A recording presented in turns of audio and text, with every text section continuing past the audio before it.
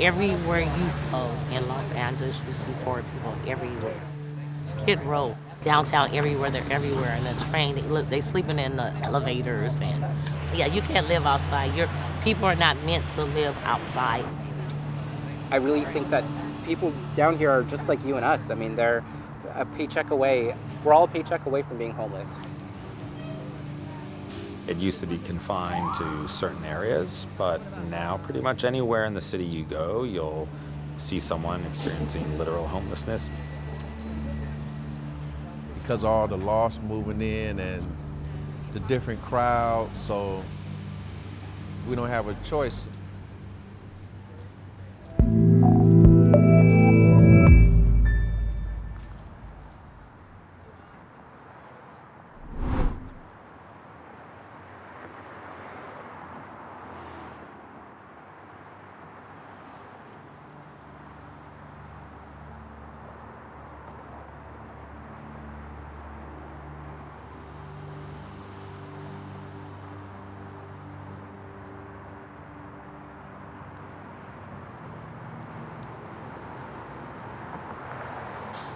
You know, every time I see the Dow Jones tick up another 1,000 points, I know that all these people in the bottom rung are going to drop off.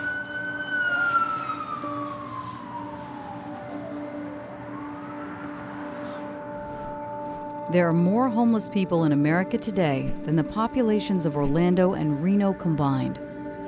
And that doesn't include people forced to live with friends or relatives. That number could be closer to 7.4 million.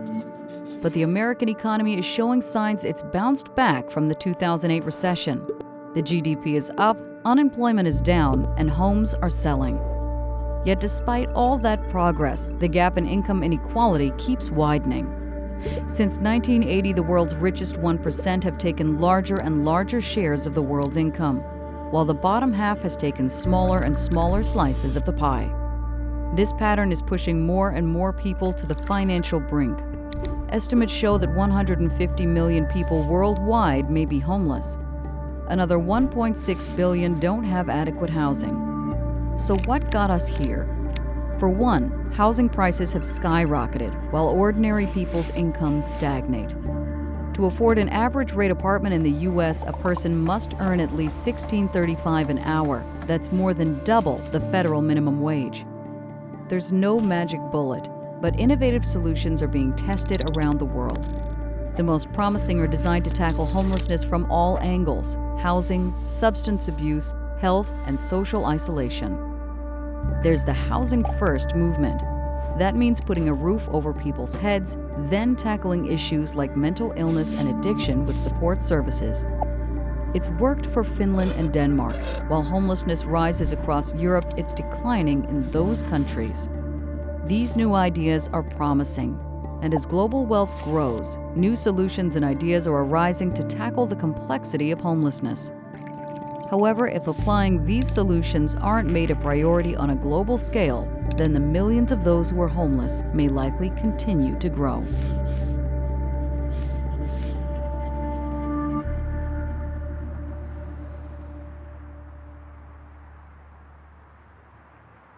Homelessness hasn't always been a crisis in America. It really became a crisis in the early 80s, the drastic cuts that were launched by the Reagan administration to the safety net that this country had had at the time. Inequality is growing, and there are people on the lower end, on the losing end of that growing inequality. And then the slide. Yes. 1, 2, or 3 bad things. An employer that hits a bump and has to lay people off temporarily. So you can very quickly find yourself unemployed, and then without housing, and then in a car with your kids, and there you go. People experiencing severe mental illness, people who are deep into addictions, those are people that a lot of times are stereotyped as the typical person experiencing homelessness, and that's just not the case. And it's just the most visible person that you remember. Like, you always remember the person screaming on the corner. You don't really see the 2 people waiting at the bus stop who are homeless at the same level that other person is. I think for the substance use thing, it is like kind of like the chicken and the egg sometimes. Which came first is really hard to determine.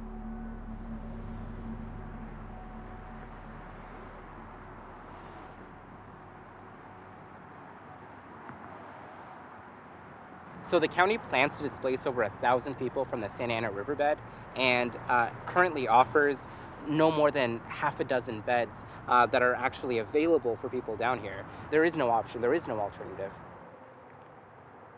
I actually ran away from Orangewood Children's Home, and I just found a place where I can seek refuge, and I ended up staying in Tent City in Anaheim. It might seem all kind of trashy in here, but it really is trashy actually. But a lot of it is actually set up. Life is how you make it. I worked for DHL 5.5 years. Lost a job, had a heart attack, ended up here. We have issues, like everybody do, but for the most part, we try to get everything together to keep a stable place. Try to keep the place clean. It's difficult, but we do it. I came out here in 2016, January. I had an apartment with my daughter and my husband. I was doing project management at Keating Construction, so it was a good job. And then he lost his job, and slowly after that, I lost my job. So I gave our daughter to my friend, and we moved out here. I built it from here all the way to the end to where the playground is at. This is all us. This is my family that moved out here. Everyone deserves to live somewhere, and with other people. We shouldn't have to be finding a parking lot corner in the dark and going to sleep for the night and then being woken up by the police. That's how we live. I don't sleep in a sleeping bag on the ground because I don't think I should have to. There's a lot of intelligent people on this trail. They're not just drug addicts and, criminals and whatever they say about us in the paper.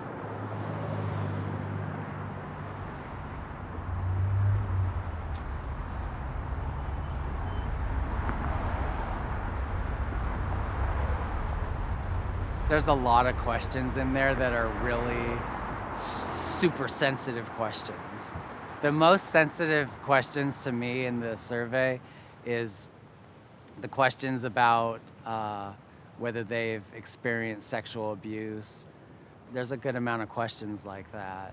And I just remind them I didn't make up these questions. I'm just doing my best to get through the survey and there's a lot of questions specific to how long they've been homeless, how they're spending their nights, whether it's in a tent or a makeshift shelter like cardboard or things like that. So it's really important every year to get some idea on how many are out there.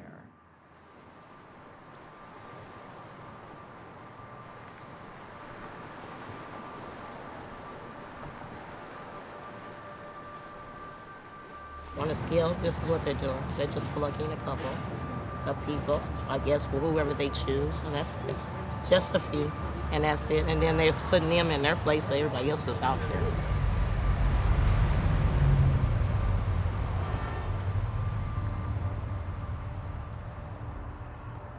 There are solutions, but it's a question of prioritizing this as a problem and an urgent problem that deserves our attention and deserves government attention at whatever level. Housing first, and then address any other needs after that. The problem in LA is certainly not unique. Homelessness is a crisis across the country. And what you saw in LA is just one example of that. LA has very high housing costs, and that really is what is driving homelessness there, but that's true of many other cities. And the cost of living has not caught up with the cost of housing, and that's driving homelessness. And